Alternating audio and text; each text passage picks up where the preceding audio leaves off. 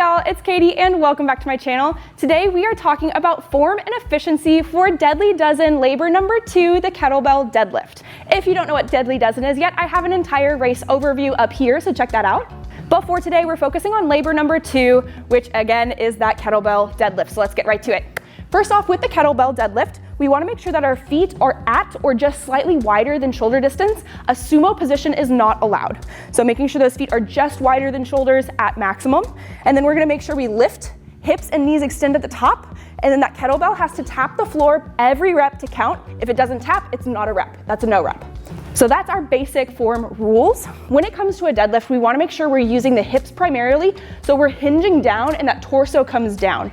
If your chest is staying up and you're using a lot of quads, you're feeling it in front of those legs, then that's a little bit more like a squat deadlift hybrid, and we don't really want to fatigue our quads here yet because they have a lot of work to do later in the race. So we want to make sure that we're using predominantly hamstrings and glutes, which is the purpose of a deadlift anyway. So we want to make sure those hips are going back and that we're reaching down and driving up using that posterior chain and the hamstrings and glutes. So I see a lot of people doing a deadlift like this for Deadly Dozen. Their chest is coming down a bit, but look how much my knees are bending, okay? That's gonna be a lot of extra quad usage that we don't necessarily need here, especially this early on. So make sure you're hinging more and make sure you're using the back of your body.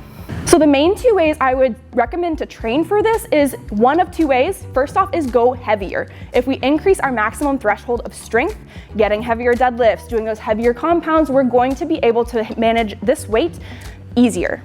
The second way I'd recommend to train for this is to increase volume. I would not do these at the same time. You don't want to increase weight and volume simultaneously, so do them separately, put them in separate phases of your training, but make sure that you're doing either one or both, just not at the same time. When you increase volume, that'll be reaching towards that 60 reps and incrementally increasing how much you're actually lifting.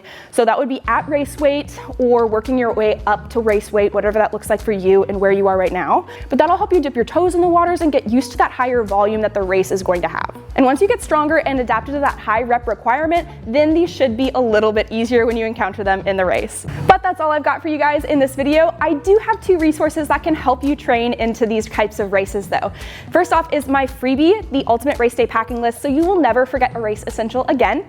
And second is my program Hybrid Strength. So if you want to take all the guesswork out, training for hybrid fitness and hybrid races is really a lot of different puzzle pieces to fit together. And if you want to take that guesswork out, my program Hybrid Strength does that for you. It will help you hit the start line with confidence so you can get all the way through and finish with pride. So check that out in the link up here or in the description.